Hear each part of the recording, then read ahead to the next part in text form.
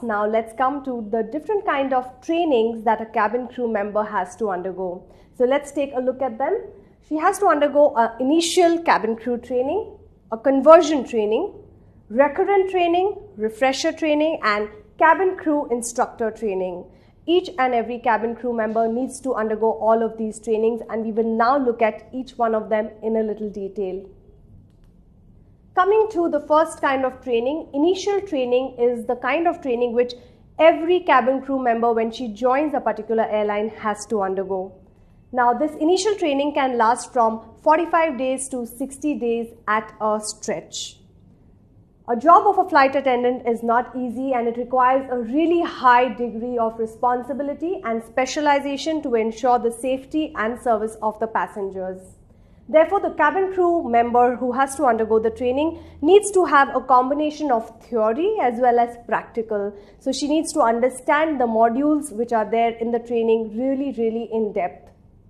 This initial course provides your flight attendants with the necessary finishing touches of safety and emergency procedures, the different equipments within an aircraft, crew resource management, and other important factors which really influence a flight. So that was about initial training which every cabin crew member has to undergo. And this initial training differs from airline to airline. It depends on which airline you have got selected for.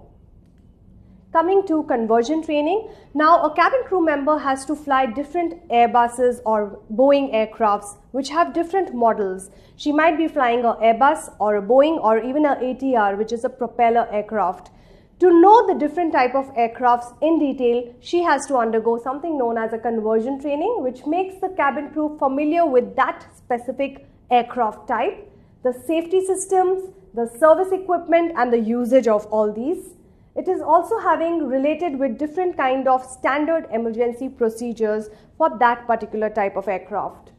Well, a conversion training can happen for Airbus, the different aircraft or rather Airbus models, Boeing and the different Boeing models, ATR and the different ATR models, which is 42 and 72. That's a 42-seater and a 72-seater. Now, a training program of conversion training includes the following. She has to undergo a SEP training. What is SEP? SEP is Safety Emergency Procedures Training. Introduction to the aircraft type and the different kind of systems of the aircraft. Aircraft familiarization visit. The doors of the aircraft, the different slides, the exit, etc. Passenger briefing, safety demonstration, the different kind of emergency drills, etc. So that's a conversion training which every cabin crew member needs to do in order to fly different kinds of aircrafts. Coming to recurrent training, well, what is recurrent training? Recurrent training course is designed to maintain the level of proficiency and refresh the knowledge of skills used by the air hostesses. So in order to make sure that each and every cabin crew member knows her things, is proficient enough, she has to go a recurrent training. Coming to cabin crew instructor training, well, if you have a lot of flying experience and you want to retire from flying and you want to come to on the ground for a job, you can become an instructor of cabin crew, meaning you can have a particular type of aircraft or SEP instructor. You can become a crew resource manager instructor. You can become a safety and emergency procedure instructor training. So that really helps when you have a lot of knowledge to share and you can become a trainer in terms of having this kind of training, which is the cabin crew instructor training.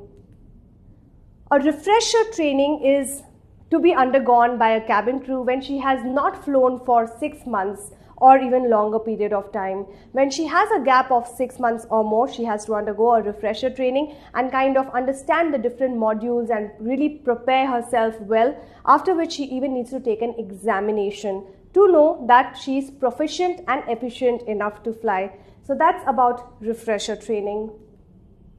Well friends, that was all that we had to tell you in terms of the different aircraft types and the different types of trainings a cabin crew member has to undergo. We sincerely hope you have enjoyed listening to this particular model as well as how much time we have really wanted to teach you this particular segment of aviation module. Keep listening, a lot of more videos coming your way. Thank you very much for watching us.